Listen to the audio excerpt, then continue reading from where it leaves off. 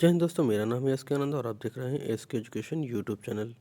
दोस्तों, आज की इस वीडियो में सीटेट फरवरी 2026 से संबंधित जो आपके सीडीपी के पोर्शन में जीन पियाजे, लिवाइगोस्की, लॉरेंस कोहलबर्ग, बुद्धि, समावेशन शिक्षा और अक्षमताएं तथा अधिगम विकार के साथ साथ जो 30 महत्वपूर्ण प्रीवियस ईयर क्वेश्चन हैं जो कि कई बार रिपीटेड हैं, ठीक है, उनको भी लेकर आए हैं। तो हमारा टारगेट होता है हर सब्जेक्ट में 30 में 30, और इस वीडियो के माध्यम से हम आपको इस साल होने वाली सीटेट परीक्षा में 30 में 30 अंक दिलाने की भरपूर कोशिश करेंगे। और इस वीडियो से मानिए आप कम से कम 15 से 20 नंबर आपके लगभग पक्के हो सकते हैं। तो वीडियो में लास्ट तक जरूर बने रहिएगा, ठीक है।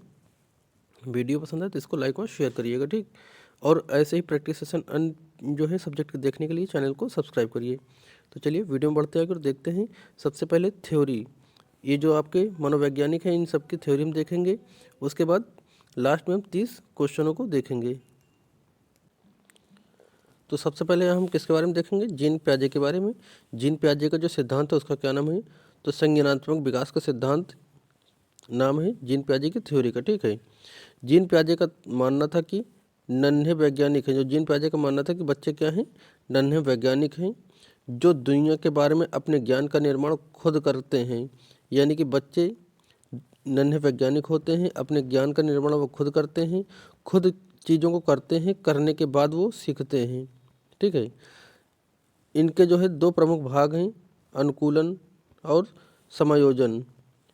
अनुकूलन दो भागों में बटा हुआ है, अनुकूलन जो है दो भागों में है।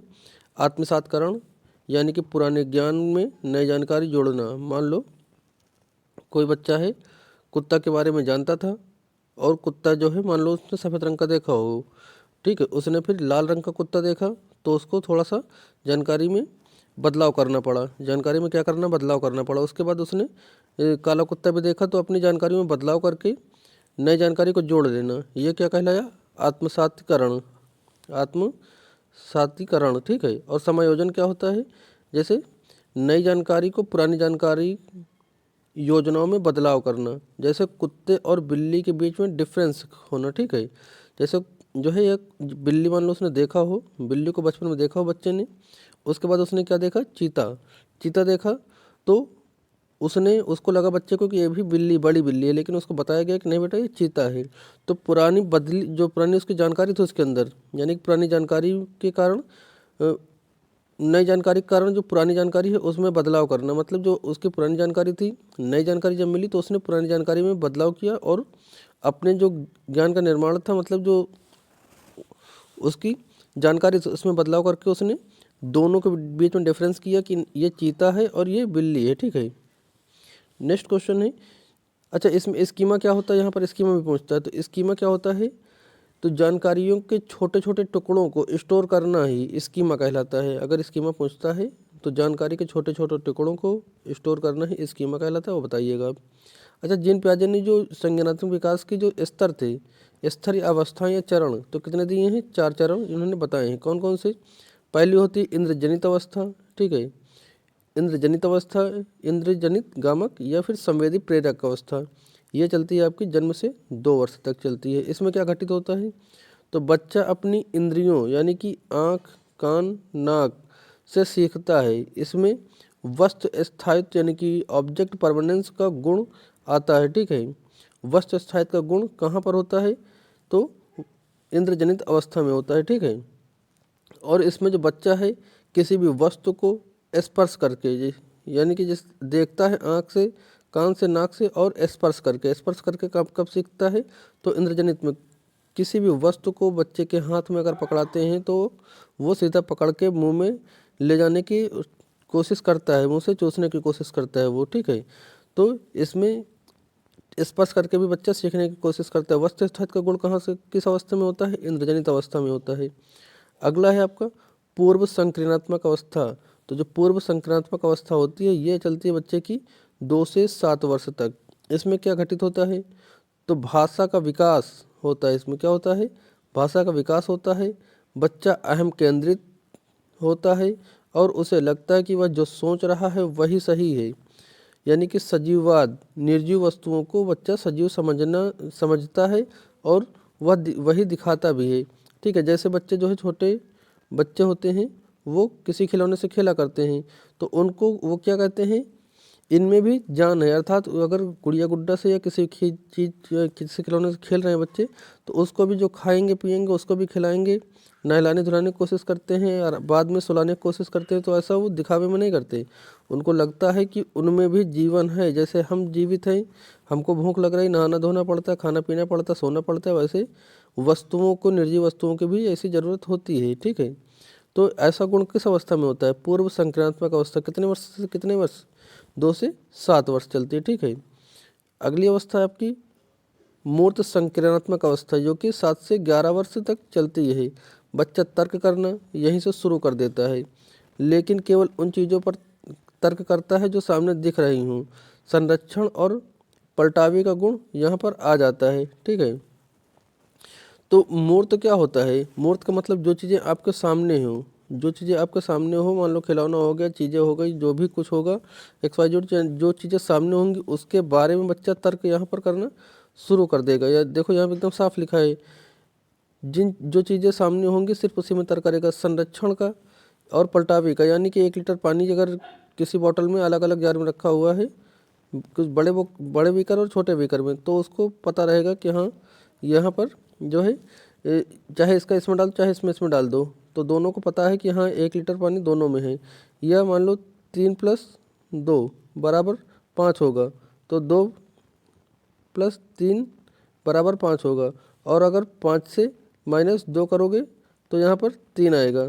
तो ये पलटावे का गुण भी यहाँ पर आ जाता है। ठीक है, लेकिन अपलटावे का गुण कहाँ पर रहता है, तो अपलटावे का गुण यहाँ पर रहता है पूर्व संक्रांतात्मक अवस्था में। इस चीज़ को भी ध्यान रखिएगा, अपलटावे गुण यहाँ पर बच्चे के अंदर रहता है। मान लो उसको खाने पीने के लिए कोई भी चीज़ दो, लेकिन अगर बड़े बीकर में कोई चीज़ होगी, बड़े ग्लास में, मान लो यहाँ पर 500 ml दूध इसमें रखा गया और 500 ml दूध इसमें रखा गया, तो उसको क्या लगेगा कि इसमें ज़्यादा है, इसमें है कम। ठीक है, तो यहाँ पर अपलटावे गुण यहाँ पे होगा बच्चे में। ठीक है, अपलटावी और पलटावी दोनों का अंतर याद रखिएगा। नेक्स्ट है अमूर्त अनौपचारिक संक्रांतात्मक अवस्था। अमूर्त का मतलब क्या होता है, जो चीज़ें सामने ना हो।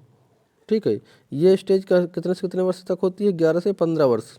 यानी बच्चा जो है अमूर्त यानी कि बिना देखी चीज़ों पर तर्क करता है, परिकल्पना करने लगता है। यानी कि बच्चा जो है मान लो 9th के 8th 9th में होता है, तो सिद्धांतों को पढ़ने लगता है ना। सिद्धांत कभी दिखते तो है नहीं, बस बुक में लिखे हुए हैं, बच्चा उन पर ही तर्क करना शुरू कर देता है। तो अमूर्त चिंतन कब करता है बच्चा, 11 से 15 वर्ष की आयु में। इसमें तो आयु वर्ग पूछेगा नाम देकर, या नाम देकर आयु वर्ग पूछेगा, या किस आयु वर्ग में क्या चीज़ें घटित होती हैं उन चीज़ों के बारे में पूछेगा। तो हर सीटेट की परीक्षा में 1 नंबर कन्फर्म होता है, एक पेपर में 1 से 2 नंबर कन्फर्म हो जाते हैं जीन प्याजे से ही। ठीक है, ये थी कंजर्वेटिव डेवलपमेंट बच्चे का। ठीक है, तो इन चित्रों के माध्यम से आप समझ सकते हैं। ठीक है, यह पहली अवस्था होती है जन्म से 2 वर्ष, दूसरी होती है 2 से 7 वर्ष, तीसरी है आपकी 7 से 11 वर्ष लगभग, 11 से 12 वर्ष लगभग, और ये 11 से 15 वर्ष लगभग। ठीक है, तो इस चीज़ को ध्यान रखिएगा। अब यहाँ से शुरू होता है आपका लेवाइगोत्स्की का सिद्धांत। लेवाइगोत्स्की के सिद्धांत का क्या नाम था, तो सांस्कृतिक सामाजिक सांस्कृतिक का सिद्धांत। ठीक है, हो सकता है कहीं कहीं पर ये आपको सांस्कृतिक न मिले, सामाजिक का सिद्धांत मिले, सामाजिकता का, या फिर पूरा हो सकता है मिल जाए। तो अगर ऐसा मिलता है तो किससे संबंधित होगा, लेवाइगोत्स्की से संबंधित होगा। ठीक है, अगला है आपका इसी में देखिए, वाइगोत्स्की के अनुसार बच्चे कैसे सीखते हैं। बच्चे का विकास में समाज, संस्कृति और भाषा सबसे बड़ा हाथ होता है, जो बच्चे का डेवलपमेंट होता है। इनका कहना है कि बच्चा जो है खुद से नहीं सीखता, समाज के द्वारा समवयस्कों की अंतःक्रिया के द्वारा बच्चा सीखता है, बच्चे का विकास होता है। वही जीन प्याजे ने क्या कहा था, जीन प्याजे ने बताया था कि बच्चा खुद से करके सीखता है, नन्हा वैज्ञानिक होता है, लेकिन उनका अपोजिट इन्होंने बताया कि बच्चे का खुद से नहीं सीखता है, बच्चे का जो डेवलपमेंट होता है, बच्चे में समाज में रहने वाले लोगों की अंतःक्रिया के द्वारा बच्चे का विकास होता है, जिसमें से बच्चे को विकास के लिए समाज, संस्कृति और भाषा की सबसे बड़ा हाथ होता है, महत्वपूर्ण होता है। इसमें 2 चीज़ें और पूछता है आपका, एक होता है ZPD, 1 मिनट रुकिएगा, इसमें एक पूछता है आपसे ZPD यानी कि जोन ऑफ प्रॉक्सिमल डेवलपमेंट। इसको जो है ये क्या होता है, तो यह वह अंतर होता है जो बच्चा खुद कर सकता है और जो किसी की मदद से कर सकता है। तो हमने इसका कई बार इसका जो है बताया है। जैसे मान लो कोई बच्चा है, वो कहाँ तक सीख पा रहा है, वो यहाँ तक सीख पा रहा है, ठीक है। लेकिन मान लो उनसे कोई वयस्क या टीचर या कोई पेरेंट्स हो गया, उसने हेल्प कर दी बच्चे की, तो बच्चा यहाँ तक सीख पा रहा था, लेकिन अब वो यहाँ से यहाँ तक सीख लिया। तो जो खुद के द्वारा सीखा गया ज्ञान और हेल्प के द्वारा सीखा गया ज्ञान का जो अंतर होगा, वही कहलाता है आपका ZPD, ठीक है। ZPD क्या कहलाता है, ये जो अंतर होगा ये वाला, यही कहलाएगा आपका ZPD, यानी जोन ऑफ प्रॉक्सिमल डेवलपमेंट, यानी कि समीपस्थ विकास का क्षेत्र, ठीक है। समीपस्थ विकास का क्षेत्र इसी को कहा जाता है। आगे है आपका स्कैफोल्डिंग, जिसको पहाड़, मचान, ढांचा, अन्य कई नामों से जानते हैं, लेकिन आप ये वाला देखिएगा, स्कैफोल्डिंग, ये हिंदी में एक नाम रहता है, ठीक है। तो अगर आप स्कैफोल्डिंग को लेकर चलते हैं तो आराम से पहचान लेंगे। ये होता अच्छा क्या है, तो किसी वयस्क या बड़े के द्वारा दी जाने वाली अस्थायी मदद, ठीक है, अस्थायी मदद होती है, जिसे पहाड़, मचान, ढांचा या स्कैफोल्डिंग कहते हैं। जैसे आप साइकिल चलाते समय, जैसे आप साइकिल अब जिस टाइम आपने सीखी होगी, उस समय किसी ने आपके साइकिल को पीछे से हो सकता है पकड़ कर सिखाया हो, ठीक है, पीछे से कैरल को पकड़ा हो और सिखाया हो। लेकिन क्या अब आपको उस तरह से कोई मदद कर रहा है कि आप साइकिल चला रहे हो, पीछे से कोई पकड़ रहा है, नहीं ना। तो मदद तब तक सिर्फ की गई जब तक आप साइकिल चलाना नहीं सीख पाए थे। साइकिल चलाना सीख लिए तो आपको ना मदद की ज़रूरत है, ना कोई मदद के लिए आपके लिए खड़ा है। वो एक निश्चित समय के लिए था। उसी को क्या कहते हैं, स्कैफोल्डिंग। जैसे आपने शुरुआत में हमने कई बार एग्जांपल दिया, जैसे 2 और 3 बराबर 5 आप नहीं जानते थे, लेकिन आपके टीचर ने बताया होगा कि 2 और 3 बराबर 5 होता है। उस समय बता दिया, लेकिन अब आप जान गए, तो आपको ना कोई बताता है, ना ही आपको ज़रूरत है कोई बताए। तो आप चीज़ों को जो सीखते हैं, जो शुरुआत में सीखते हैं, वही होती है इसके फोल्डिंग। किसी के सहायता के द्वारा जो चीज़ आप सीखते हैं वही होती है इसके फोल्डिंग, ठीक है। अच्छा, MKO भी इनके थ्योरी से पूछा जाता है, यानी कि मोर नॉलेजेबल अदर। कि ये क्या होता है MKO, तो वह व्यक्ति जिसे बच्चे से ज़्यादा ज्ञान हो, अर्थात शिक्षक, माता पिता या दोस्त या फिर वयस्क लोग जो भी समाज में रहते हों।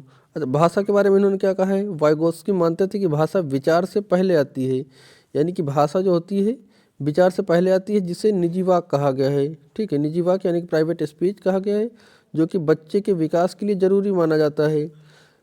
और पियाजे ने क्या कहा था, पहले विचार आती है फिर भाषा आता है, तो दोनों अपोजिट है, ध्यान से देखिएगा।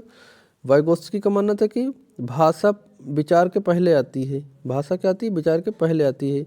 और आपने देखा होगा कुछ बच्चे होते हैं, जैसे खेल रहे हैं, अकेले ही खेल रहे होंगे, लेकिन खुद से बातें करते हुए आपको दिखते हैं। मान लो कोई काम कर रहे हैं तब भी बात करते हुए दिखते हैं, कि अपना सवाल भी सॉल्व कर रहे हैं, क्वेश्चन, तभी कुछ लोग उससे बातें करते हुए दिखाई आपको देते हैं, ठीक है। तो वो क्या कहलाता है, पूछता वाइगोत्स्की के अनुसार वो क्या कहलाता है, तो वो निजी भाषण कहलाता है। जो निजी भाषण वो खुद से बातचीत करते हैं, तो उनको कार्य की दिशा मिलती है उस बातचीत से, खुद की बातचीत से, कि हाँ कैसे करेंगे कैसे नहीं करेंगे, तो खुद के कार्य की दिशा मिलती है, ठीक है। अगला है आपका लॉरेंस कोहलबर्ग का सिद्धांत, जो है जिसका नाम है नैतिक विकास का सिद्धांत, ठीक है। लॉरेंस कोहलबर्ग ने कौन सा सिद्धांत दिया, नैतिक विकास का सिद्धांत दिया। इन्होंने बच्चे में नैतिकता से रिलेटेड चीज़ों को बताया है, ठीक है। इन्होंने जो स्तर बताए हैं, हिंज की कहानी आपने सुनी होगी, बार बार बताने की मुझे नहीं लगता कि जरूरत होगी। हिंज की कहानी आपने सुन रखी होगी, जिसमें से बीमार होती है उनकी पत्नी, और दवा के लिए चोरी करने के लिए, चोरी करें ना करें उस पर ये पूरी थ्योरी चलती है। तो लॉरेंस कोहलबर्ग ने नैतिक के जो स्तर दिए हैं वो 3 दिए हैं, 3 स्तर दिए हैं। और चरण कितने दिए हैं, 6 चरण और 3 स्तर दिए हैं, ठीक। स्तर 3 हो गए। अगर आपसे चरण पूछता कितने चरण दिया है लॉरेंस कोहलबर्ग ने, तो चरण आप 6 बताएंगे, ठीक है। पहला स्तर है यहाँ पर, पहला स्तर पूर्व लौकिक अवस्था, पूर्व लौकिक अवस्था, जो कि चलती है आपकी 4 से 10 वर्ष, कितने, 4 से 10 वर्ष से चलती है। अच्छा, इसमें क्या होता है, तो इसमें आज्ञा एवं दंड से बचने के लिए आज्ञा मानना जरूरी बताया जाता है। पूर्व लौकिक स्तर में जो 4 से 10 वर्ष चलती है, इसमें क्या बताया जाता है, आज्ञा एवं दंड, यानी दंड से बचने के लिए आज्ञा मानना जरूरी होता है। संसर्गात्मक सापेक्षता, यानी कि जैसे को तैसा, तुमने मेरी पेंसिल तोड़ी मैं तुम्हारा रबड़ तोड़ूंगा, हमने तुम्हें कल लंच दिया था, इसलिए आज तुम मुझे लंच दोगी, हमने तुम्हें ये खिलौना दिया था, इसके बदले तुम मुझे ये खिलौना दोगी, ठीक है। तो ये सभी चीज़ें कहाँ पर होती है, पूर्व लौकिक अवस्था या पूर्व लौकिक स्तर पर होती हैं, ठीक है। अगला है लौकिक स्तर। लौकिक स्तर में क्या होता है, अच्छा लड़का अच्छा लड़की, यानी कि दूसरों की नज़र में अच्छा बनने की चाह, ये 10 से 13 वर्ष होती है। देखते हो जब बच्चा 10 से 13 वर्ष के लगभग होता है तो दूसरों की नज़र में अच्छा बनने की कोशिश करता है, ठीक है। और कानून व्यवस्था को मानता है, यानी समाज के नियमों का पालन करता है। वो समाज के नियमों का क्या करता है, यहाँ पर पालन करता है। ऊपर क्या कर रहा था कि तुमने मेरा तोड़ा है सामान, मैं भी तुम्हारा तोड़ूंगा, लेकिन यहाँ अच्छा बनने की कोशिश करेगा, कानून व्यवस्था को मानने का प्रयास करेगा। वहीं पर अगर जो है, जैसे यहाँ पर सोल्जर होता है, सोल्जर के बारे में कि मतलब जीवों को मारना नहीं चाहिए, लेकिन अब यहाँ पर क्या होता है, जब अगला स्तर इनका आता है तो यहाँ पर होता है बदलाव, यानी कि उत्तर लौकिक अवस्था। उत्तर लौकिक अवस्था में क्या होता है, सामाजिक अनुबंधन, यानी कि नियम बदले जा सकते हैं, नियम बदले जा सकते हैं। अगर वे लोगों के हित में ना हो तो वो बदल देना चाहिए। जैसे कि चोरी करना, आपने देखा था ना इसमें हिंद की कहानी में कि चोरी करना, ठीक है। तो चोरी करना जरूरी नहीं होता, लेकिन यहाँ पर जब इस अवस्था में आता है 13 से प्लस की आयु में, तो उसके दिमाग में क्या आया कि जो हिंज की पत्नी थी वो मरनी नहीं चाहिए, भले ही हिंज को चोरी करना पड़े। तो नियम को बदल दीजिए, मतलब चोरी कीजिए, लेकिन समाज के लिए अच्छा नहीं है कि पत्नी मरेगी उसकी, इसलिए चोरी करिए और जान बचाइए। या मान लो इसके ऊपर क्या था कि जैसे किसी को मारना नहीं चाहिए, ठीक है। लेकिन यहाँ पर बच्चा जब आता है तो उस जब वो मूवी इत्यादि देखता है तो उसमें जो सोल्जर को दिखाता है, आर्मी वालों को, तो बॉर्डर पे होते हैं, तो उसको क्या लगता है कि अब जो है आतंकवादियों को मारो, क्योंकि वो समाज के लिए अच्छे नहीं हैं, जो टेररिस्ट हो उसको मार दो।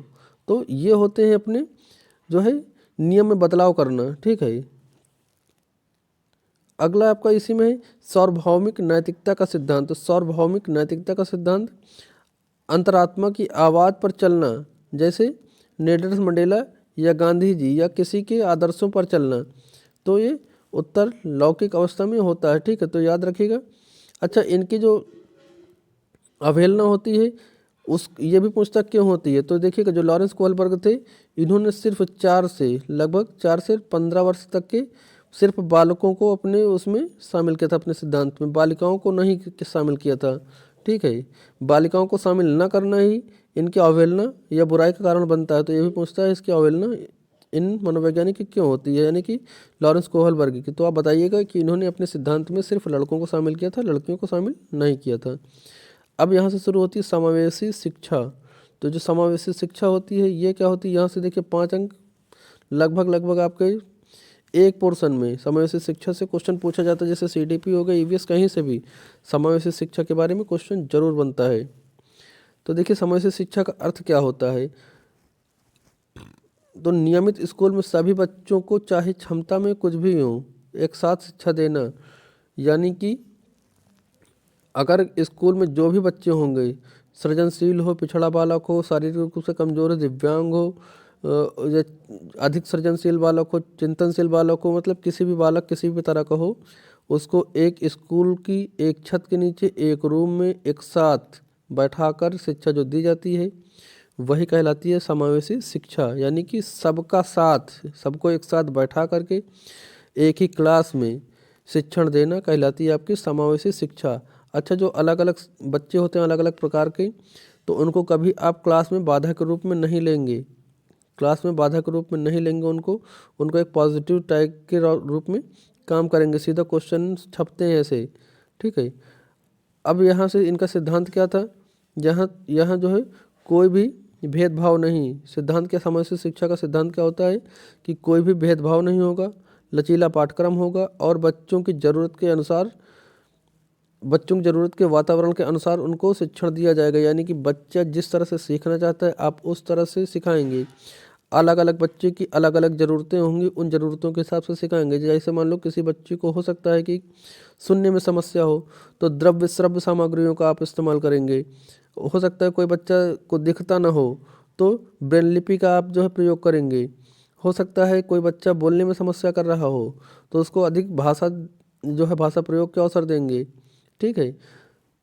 हो सकता है कोई जो है मैथ में कमज़ोर हो थोड़ा सा, तो उसमें जो टीएलएम होते हैं मैथ के टीएलएम के द्वारा सिखाएंगे। तो अलग अलग बच्चे की ज़रूरत के हिसाब से उसको अलग अलग बच्चों को ध्यान दे करके पढ़ाएंगे, कोई भी भेदभाव किसी के साथ नहीं करेंगे, ठीक है, किसी भी प्रकार का बच्चा हो।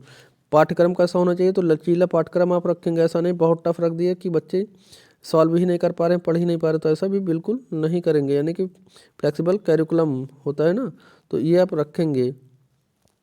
अगला है आपका अधिगम विकार क्या होता है, तो अधिगम विकार यानी कि ADHD, यह बच्चे का एक जगह टिक कर नहीं बैठ पाता, बहुत चंचल होता है। तो ADHD जो बच्चा होता है अधिगम का विकार, इसमें बच्चा एक जगह टिकता नहीं है, बहुत चंचल बच्चा होता है, ठीक है। इसको हमने डिटेल में पूरी चीज़ें बताई हैं, आप थ्योरी के उसमें सेक्शन में जाइएगा, सीटेड थ्योरी के सेक्शन में, वहाँ पर CDP को हमने बहुत अच्छे ढंग से पढ़ाने का प्रयास किया, तो आप जाके देख सकते हैं। एक होता है स्वालीनता, तो स्वालीनता क्या होता है, इसमें बच्चे दूसरे से बात करने और सामाजिक होने में हिचकिचाहट करते हैं, यानी कि कुछ बच्चों देखते हो काफ़ी स्वालीन होते हैं, वो घर में तो भले लोगों से बोलते हैं, लेकिन बाहरी लोगों को देख लिए तो किसी के सामने बात बोलते ही नहीं, आप उनके उससे बात करिए, बोलिए, नाम पूछिए, इत्यादि पूछिए, नहीं बताएंगे। स्कूल में जाते हैं, मुंह बना के चुपचाप बैठे रहेंगे, शर्माएंगे, मतलब लेकिन किसी से बात नहीं करते, तो ये क्या कारण होता है, स्वालीनता का कारण होता है, ठीक है। अगला है आपका RPWD एक्ट 2016, तो इसमें क्या होता है, ये था क्या, आपसे हो सकता है पूरा पूछ ले।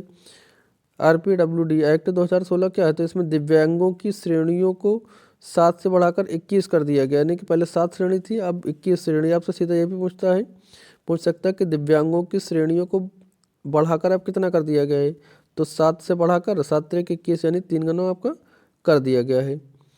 अच्छा, यहाँ से अब शुरू होता है आपका बाल विकास की पैडागॉजी।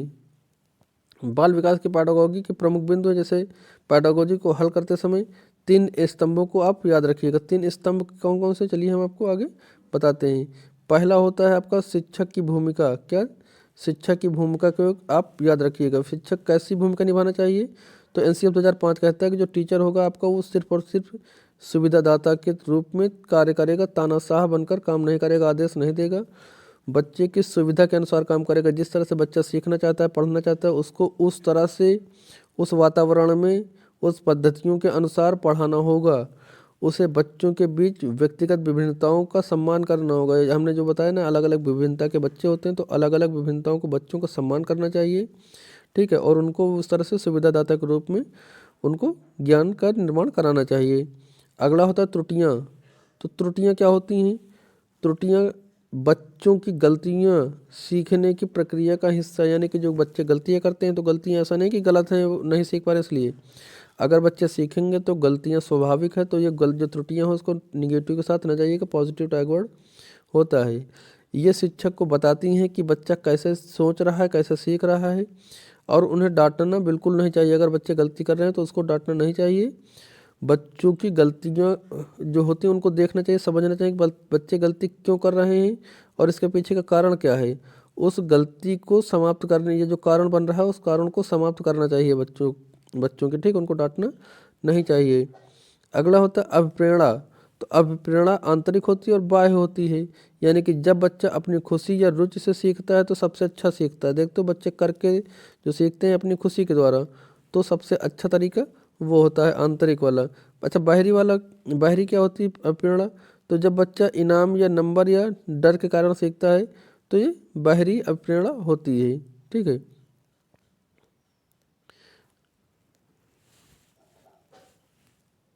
अच्छा, इसमें और कुछ चीज़ें ध्यान दीजिएगा यहाँ पर, जैसे पैडागॉजी है, तो पैडागॉजी में ध्यान दीजिएगा, जो बच्चा होता है बाल केंद्रित शिक्षा होनी चाहिए, यानी कि बालक सेंटर में होगा, बाकी टीचर और पाठ्यक्रम इधर उधर होंगे, ठीक है। तो बालक जैसे सीख रहा होगा, बालक को सिखाना है। और ध्यान दीजिएगा, जो बच्चा क्लास में कभी फेल नहीं होता, अगर वो फेल हो रहा है तो बच्चा नहीं फेल हो रहा है, फेल हो रहा है तो वहाँ स्कूल की व्यवस्थाएं, टीचर के पढ़ाने का तरीका इत्यादि फेल होंगे, बच्चा कभी फेल नहीं होता। बच्चों को आप जैसे सिखा दोगे, जैसे तैयार कर दोगे पढ़ा लिखा के, वैसा उन चीज़ों को उस तरह से सीखेगा। तो बच्चे की क्रिएटिविटी के द्वारा सृजनशील चीज़ों को ध्यान देना है, रटना, अभ्यास करना और कंठस्थ कराना, परीक्षा के लिए तैयार करना, और जो परीक्षण होगा मानक होगा, तो वो सभी क्या होते हैं, निगेटिव टैग वर्ड होते हैं। चलिए हम अभी आपको आगे बताएंगे, ठीक है, कि कौन सा पॉजिटिव टैग वर्ड है, कौन सा निगेटिव, यहाँ पर इतना ध्यान दीजिएगा। नेक्स्ट है आपका इंटेलिजेंस। इंटेलिजेंस जो है इसके बारे में चलिए देखते हैं। तो हावर्ड गार्डनर का बहुबुद्धि सिद्धांत है, इन्होंने बताया कि बुद्धि एक प्रकार की नहीं बल्कि 8 प्रकार की होती है। तो हावर्ड गार्डनर ने कितने प्रकार की बुद्धि बताई है? तो इन्होंने 8 प्रकार की बुद्धियाँ बताई हैं। जैसे आपकी तार्किक तार्किक बुद्धि, भाषायिक बुद्धि, संगीतिक बुद्धि, शारीरिक गतिक बुद्धि आदि। यानी कि जो इंजीनियर आदि होते हैं उनमें कौन सी बुद्धि होती है? तार्किक बुद्धि होती है। जो राजनेता इत्यादि होते हैं जैसे नरेंद्र मोदी हो गए या जो भी हो गए, तो इनमें कैसी बुद्धि होती है? तो भाषायिक बुद्धि होती है। जो सिंगर होते हैं उसमें अब कैसी बुद्धि होती है आपकी? संगीतक बुद्धि होती है। जो खिलाड़ी होते हैं, क्रिकेटर या फिर जो भी अन्य खिलाड़ी होते हैं, उनमें शारीरिक गतिक बुद्धि होती है। धावक इत्यादि में कैसी बुद्धि होगी? क्रिकेटर इत्यादि में, यानी कि जो प्लेयर्स हो, खिलाड़ी हो, उनमें शारीरिक गतिज बुद्धि होती है। ठीक है। अच्छा, इस बुद्धि लब्धि का सूत्र भी पूछता है। तो बुद्धि लब्धि का सूत्र क्या होता है?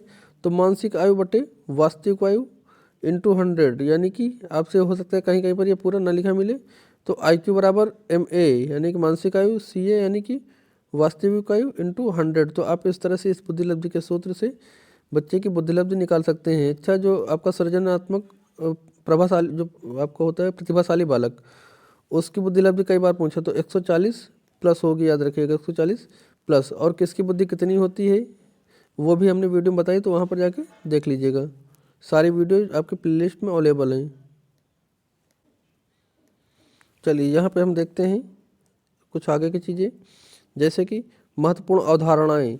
अवधारणाएं अभी भी क्वेश्चन जो है, अभी क्वेश्चन बचे हुए, बस एक स्लाइड ये बची है, उसके बाद हम क्वेश्चन पे आएंगे।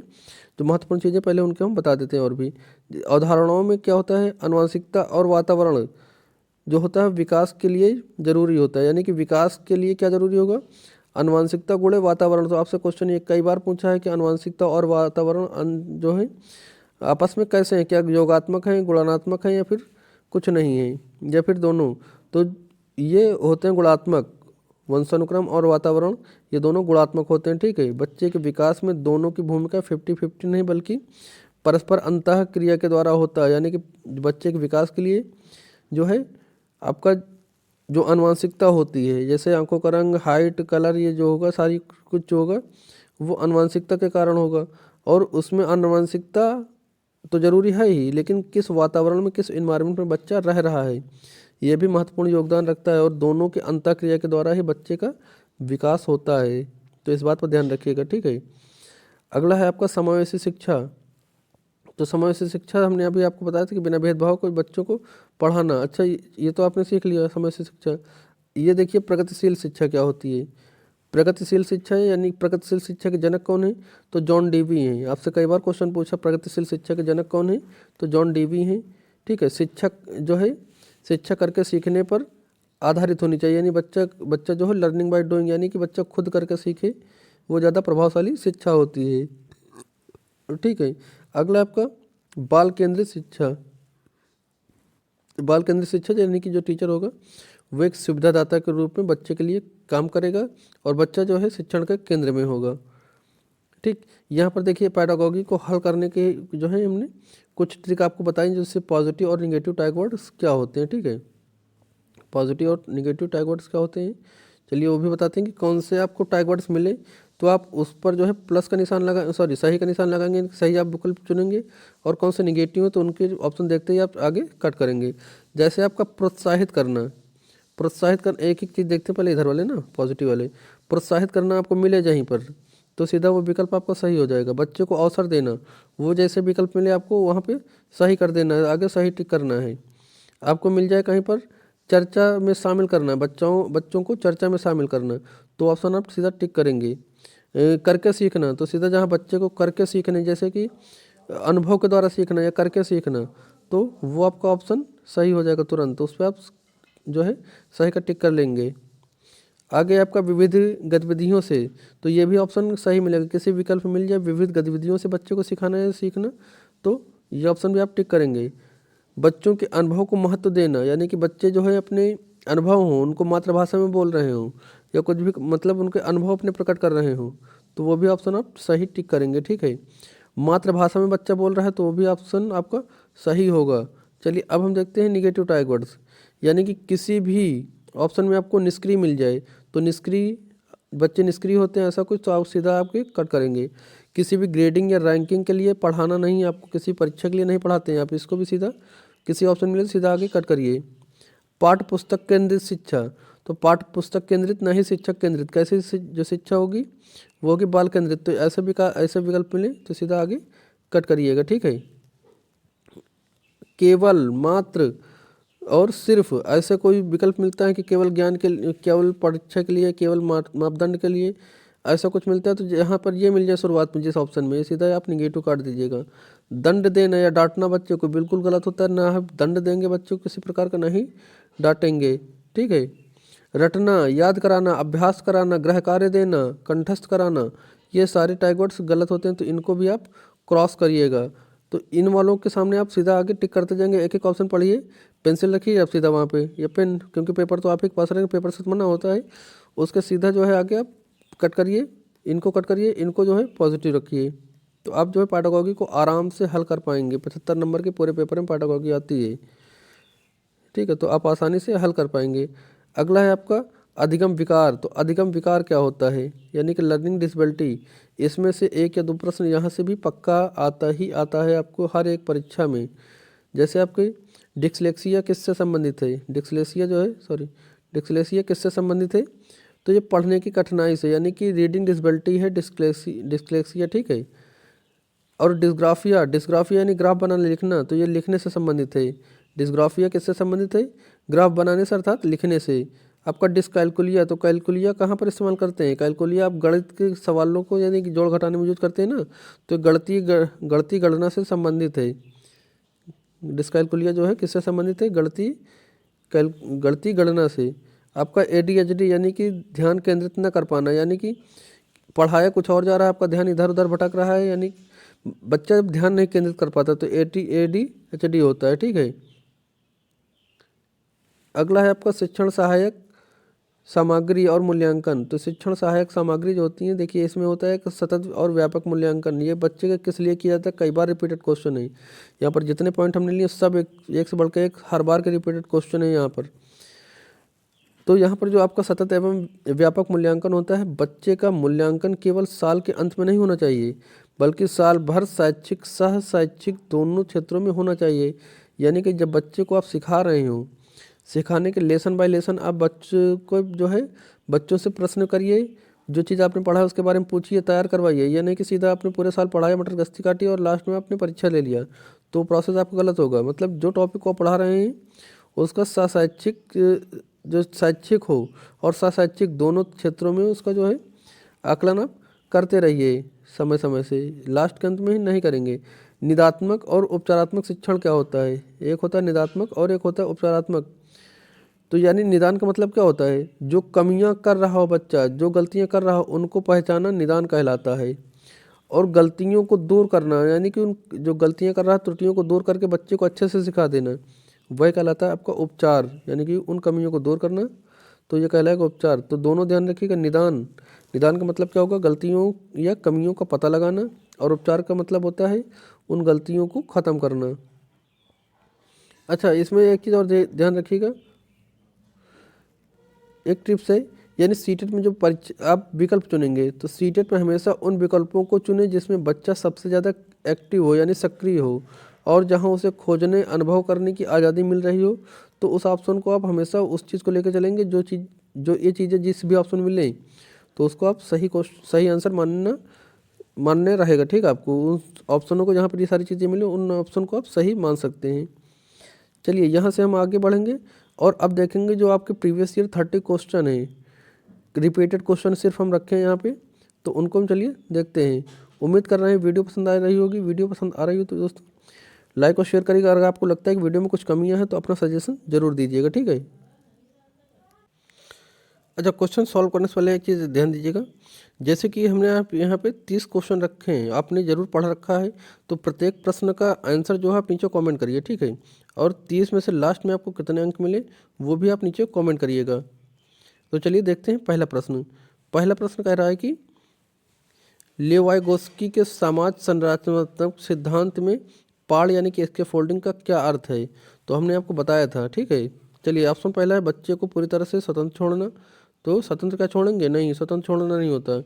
बच्चे को दंडित करना, नहीं, बच्चे को दंडित नहीं करेंगे। क्या सीखने के इनाम देना होता है, तो नहीं, सीखने का इनाम देना भी नहीं होता है। लेकिन जो इस इसके फोल्डिंग होती है पाड़ मचान ढांचा इत्यादि। ये होता है बच्चे को दी जाने वाली अस्थायी सहायता, यानी कि बच्चे को जब सिखा रहे हो तो कुछ समय के लिए सहायता को उसको ज़रूरत होती है, वो सहायता देना ही अस्थायी सहायता ही आपका इसके फोल्डिंग कहलाती है। तो ऑप्शन बी इसमें करेक्ट हो जाएगा। अगला है जीन पियाजे के अनुसार संज्ञानात्मक विकास की किस अवस्था में बच्चा संरक्षण की अवधारणाओं को समझ जाता है। तो संरक्षण की अवधारणाओं को कब समझ जाता है? आपकी चारों अवस्थाएं हैं, जीन पियाजे की चारों अवस्थाएं, इसमें से संरक्षण यानी कंजर्वेशन की अवधारणा कब समझ आती है? आपकी संवेदी प्रेरक अवस्था, पूर्व संक्रियात्मक अवस्था, मूर्त संक्रियात्मक अवस्था या फिर अमूर्त संक्रियात्मक अवस्था। तो इसका सही जवाब हो जाएगा आपका मूर्त संक्रियात्मक अवस्था, यानी कि जो चीज़ें सामने होती हैं बच्चे की उसके बारे में बच्चा तर्क वितर्क करता है, वही होती है संरक्षण की अवधारणा। ठीक है। अच्छा, इसमें इसकी आयु वर्ष क्या होता है? तो आयु वर्ष फटाफट नीचे कमेंट जरूर करिएगा। जैसे यहाँ पे क्या होगा, जन्म से 2 वर्ष, यहाँ पे 2 से 7 वर्ष, यहाँ पे 7 से 11 वर्ष, इसकी क्या होगी आप वो कमेंट करें। अगला है कोहल वर्ग के अनुसार वह अवस्था जिसमें नैतिकता बाहरी कारणों या दंडों के द्वारा निर्धारित की जाती है। तो ये कोहल वर्ग ने कौन सा सिद्धांत दिया, पहले बताओ। नैतिक विकास का सिद्धांत दिए। जो इसमें चरण कितने दिए? तो चरण इन्होंने 6 दिए हैं। स्तर आपके दिमाग में तुरंत 3 आया होगा ना, तो वो क्या है? स्तर हैं। स्तर बच्चा कितने दिए गए हैं? 3 दिए गए हैं। चरण कितने दिए गए हैं? चरण इन्होंने 6 दिए हैं। प्रत्येक स्तर के 2-2 चरण है ना, तो स्तर 3 और चरण 6 हो गए। अच्छा, यहाँ पर क्वेश्चन क्या था कि नैतिकता बाहरी कारणों और दंड के द्वारा निर्धारित होती है, तो वह अवस्था कौन सी होगी? पूर्व पारंपरिक या फिर पारंपरिक या फिर उत्तर पारंपरिक या फिर औपचारिक स्तर? तो यहाँ पे ध्यान दीजिएगा, ये स्तर होगा आपका पूर्व पारंपरिक स्तर। ठीक है।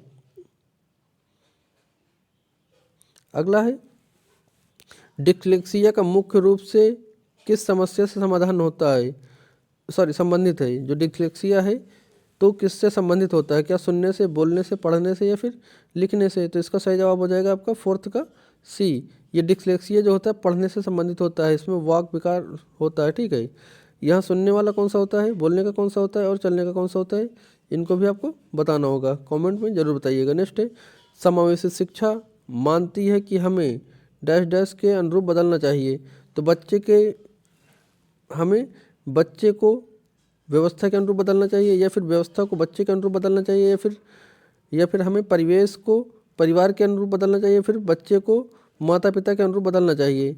तो हमने आपको अभी इसी थ्योरी में बताया है कुछ, तो क्या बताया था, इसमें कौन सा विकल्प सटीक बैठेगा?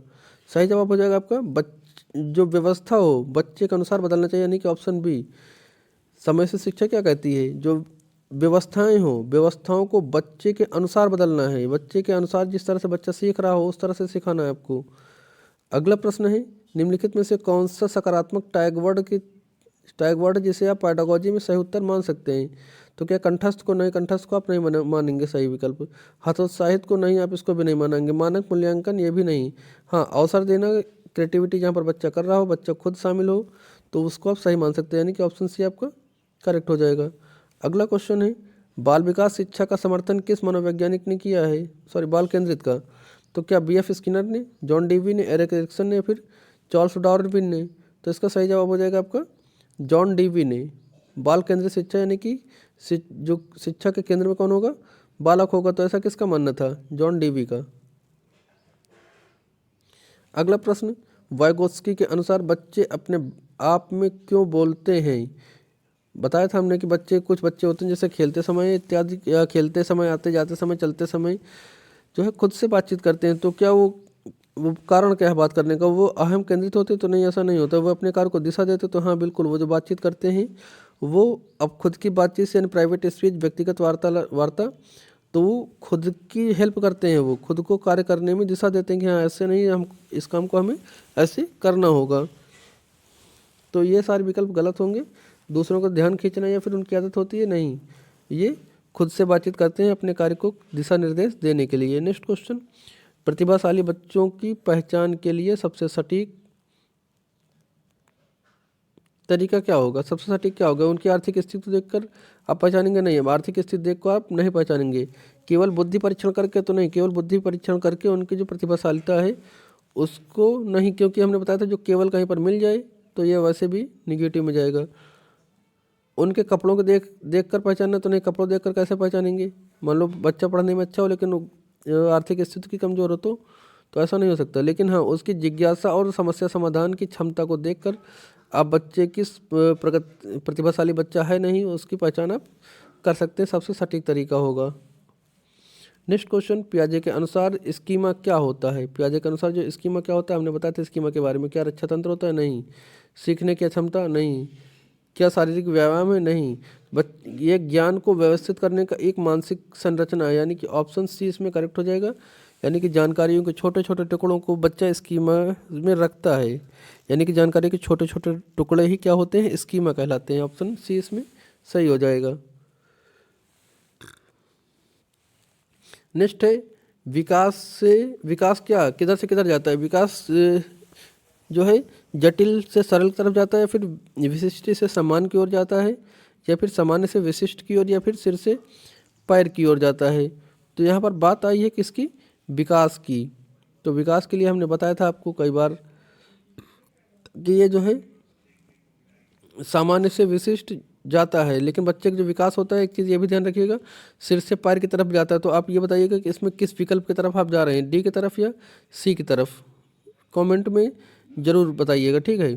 वैसे विकास जो होता है वो सिर से पैर की तरफ होता है, यानी बच्चा जब थोड़ा सा छोटा होता है इंद्रिय कामक अवस्था में या इंद्रजनित में, तो थोड़ा सा वहाँ से सर नहीं संभाल पाता, तो धीरे धीरे बच्चा जो है बैठना सीखता है, सर को संभालना सीखता है, उसके बाद पैरों से चलना सीखता है। तो ये आप मानेंगे ऑप्शन या फिर सी मानेंगे? बताइएगा ज़रूर, ठीक है। क्योंकि जो ज्ञान होता है वो ज्ञान का निर्माण जो होगा सामान्य से विशिष्ट की ओर होगा। हमारे हिसाब से ऑप्शन डी ही सही होगा, सिर से पैर के संदर्भ में, ठीक है। नेक्स्ट क्वेश्चन, करके सीखना यानी कि लर्निंग बाय डूइंग किस प्रकार की शिक्षा का मूल मंत्र है? तो क्या पारंपरिक शिक्षा का, प्रगतिशील शिक्षा का, या फिर विशेष शिक्षा का, या फिर शिक्षक केंद्रित शिक्षा का? तो सही जवाब हो जाएगा इसमें प्रगतिशील शिक्षा का। बाकी ऑप्शन आपके क्रॉस हो जाएंगे। प्रगतिशील शिक्षा कहती है, यानी कि एनसीएफ 2005 कि बच्चा करके सीखेगा, करके सीखने पर बल देना चाहिए। नेक्स्ट क्वेश्चन है, हावर्ड गार्डनर के अनुसार जो व्यक्ति दूसरों की भावनाओं को और व्यवहारों को समझते हैं उनमें कौन सी बुद्धि होती है? तो दूसरों की बात आई है, तो यहाँ पर हो जाएगा अंतरा व्यक्तित्व। खुद की भावना विचार को समझना हो तो यहाँ पर हो जाएगा अंतर व्यक्तित्व। भाषा के बारे में कोई बात ही नहीं हुई यहाँ पर। नेक्स्ट है आपका, एक शिक्षक जो अपनी कक्षा में व्यक्तिगत विभिन्नताओं को कैसे देखना चाहिए?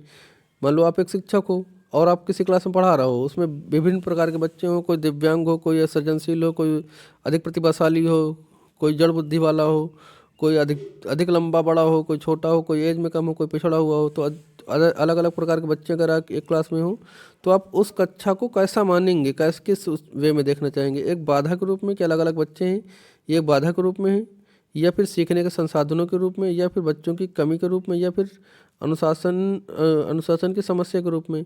तो देखिए यहाँ पर आप जो है बाधक रूप में नहीं देखेंगे। हमने कहा था पहले कि जब अलग अलग तरह के बच्चे हों तो बाधक के रूप में नहीं देखेंगे उसमें, और पॉजिटिव उसमें ले जाएंगे, ठीक है, निगेटिव में आप नहीं ले जाएंगे।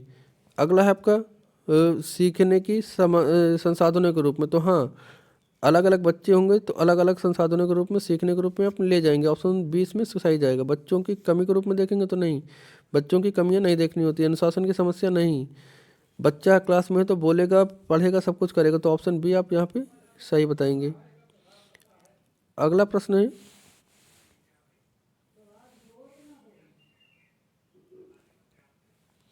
नेक्स्ट क्वेश्चन है, सतत और व्यापक मूल्यांकन यानी कि सीसीई व्यापक शब्द का अर्थ क्या है? तो केवल शैक्षिक क्षेत्र, तो हमने तुरंत बताया था कि जहाँ पर केवल वाले मिले तो ये तो वैसे भी निगेटिव होते हैं, तुरंत आपको मिल गया पॉजिटिव शैक्षिक और शैक्षिक दोनों में। तो जो सीसीई मूल्यांकन होता है, सतत और व्यापक मूल्यांकन, ये शैक्षिक और सहशैक्षिक दोनों होता है, ठीक है। और यहाँ पे तो काफ़ी आसान था क्योंकि 3 वैसे भी केवल मात्र लगे थे, केवल तो ये कट गए। नेक्स्ट क्वेश्चन है, राष्ट्रीय पाठ्यचर्या रूपरेखा एनसीएफ 2005 के अनुसार शिक्षक की भूमिका कैसी होनी चाहिए? तो बार बार रिपीटेड क्वेश्चन है, तानाशाह वाला नहीं, आदेश देने वाला नहीं, तानाशाह वाला नहीं। हाँ, सुविधादाता के रूप में काम करना चाहिए, उपदेशक के रूप में नहीं, सुविधादाता के रूप में कार्यरत होगा शिक्षक। यानी कि बच्चा जिस तरह से सीख रहा होगा या सीखना चाह रहा होगा, जो जिस तरह से बच्चे को सीखने में सरल लग रहा होगा, उस तरह से शिक्षक को सिखाना चाहिए। एक सुविधादाता के रूप में शिक्षक को कार्य करना चाहिए। अगला क्वेश्चन है, कह रहे विकास कभी न समाप्त होने वाली प्रक्रिया है या विचार किससे संबंधित है? तो अंतः संबंध द्वारा, निरंतरता का सिद्धांत है, या फिर आपका एकीकरण का सिद्धांत है, या फिर परस्पर संक्रिया का सिद्धांत है। ठीक है, तो किसका है?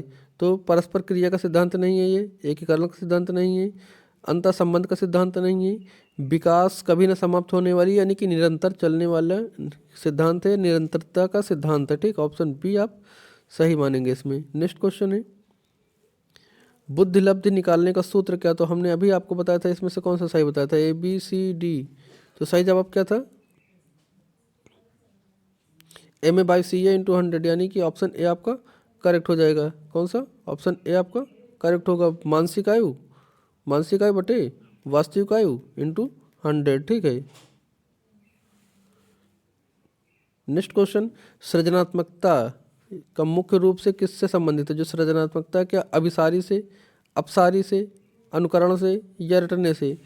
तो सृजनात्मकता किससे संबंधित है? तो यहाँ पर हम दो तरह से आपको बताते हैं, हमेशा बताए हैं, बार बार बताए हैं कि जो ये होगा सृजनात्मकता होती क्या है, यानी कि खुले अंत वाले प्रश्न जो सॉल्व कर रहे हो, यानी कि क्या हो जाएगा आपका अपसारी चिंतन। अपसारी का मतलब अपर यानी कि ऊंचा। देखिए यहाँ पर अप लिखा है ना, तो अपर से आप हमेशा मानो कि ऊंचा, ऊंचा यानी कि अधिक, जो जिसका सवाल के जवाब एक से अधिक हो, जो खुले अंत वाले हों। ठीक है, जिनकी सृजनात्मकता अधिक हो। जैसे जो है आतंकवाद को कैसे ख़त्म किया जाना चाहिए, बच्चों को अच्छा ज़्यादा पढ़ाना कैसे चाहिए, या फिर और भी मतलब जिसके बहुत सारे आंसर जा रहे हों। इस बढ़ती हुई जनसंख्या को नियंत्रित कैसे किया जाना चाहिए, अच्छी स्कूल व्यवस्था कैसे की जानी चाहिए, और अस्पतालों को कैसे ज़्यादा अच्छा चलाया जा सकता है, जिसके बहुत सारे आंसर हों, वो सभी हो जाएंगे सृजनात्मकता वाले। ठीक है, यानी कि अपसारी। अच्छा, ये अभिसारी क्या होता है? तो ये बंद अंत वाले जो है बंद अंत वाले क्वेश्चन हो। ठीक है, जिनका सटीक आंसर 1 हो। 2 + 3 = 5। ठीक है, गांधी जी का जन्म कब हुआ? 2 अक्टूबर। हमारा भारत देश कब आज़ाद हुआ? तो जिसका आंसर सिर्फ एक ही बार में जा रहा हो तो हो जाएंगे अपसारी, लेकिन जिनके बहुत सारे उत्तर आ रहे होंगे अभिसारी। नेक्स्ट है पियाजे की पूर्व संक्रांतिक अवस्था की आयु सीमा क्या होती है? तो पूर्व संक्रांतिक अवस्था 4 अवस्थाएं इन्होंने बताई हैं। ठीक है, हमने चारों आज भी बताई हैं, पहले तो बताई हैं, आज भी बताई हैं। तो इसमें से कौन सी होगी? जन्म से 2 वर्ष, 2 से 7, 7 से 11 वर्ष, या फिर 11 वर्ष से अधिक? तो पूर्व संक्रांतिक अवस्था कहाँ पे जाएगा? ये सही जवाब हो जाएगा आपका ऑप्शन बी, यानी कि 2 से 7 वर्ष। फिर आपका यह वाली हो जाती है मूर्त, ये हो जाएगी अमूर्त, और ये क्या है? संवेदीगामक या इंद्रजनित। इसको औपचारिक कहते हैं, इसको अनौपचारिक कहते हैं। ठीक है। नेक्स्ट, भाषा अर्जन का सिद्धांत किसने दिया? तो पियाजे ने नहीं, स्किनर ने नहीं, चॉम्स्की ने हाँ, वाइगोस्की ने नहीं। पियाजे ने कौन सा सिद्धांत दिया? पियाजे ने कौन सा सिद्धांत दिया? संज्ञानात्मक विकास का सिद्धांत। स्किनर ने क्रिया प्रसूत का सिद्धांत। वाइगोस्की ने सामाजिक सांस्कृतिक का सिद्धांत। लेकिन चॉम्स्की ने बताया क्या था? इन्होंने भाषा अर्जन का सिद्धांत दिया। इन्होंने क्या बताया? बच्चे में भाषा सीखने की क्षमता जन्मजात होती है। ठीक है। नेक्स्ट क्वेश्चन, तारे जमीन पर मूवी में फिल्म ईशान अवस्थी किस विकार का से ग्रसित था? डिस्कैलकुलिया नहीं, डिस्कैलकुलिया से वो नहीं था। डिस्लेक्सिया से नहीं, डिस्ग्राफिया से था। ठीक है। अच्छा, डिस्ग्राफिया क्या था? चलिए आप बताएंगे, क्योंकि हमने कई बार बताया इसको। नेक्स्ट है बच्चों की पहली पाठशाला कौन सी होती है? हाँ, पहली पाठशाला और द्वितीय पाठशाला। द्वितीय पाठशाला को गौड़ पाठशाला कहते हैं।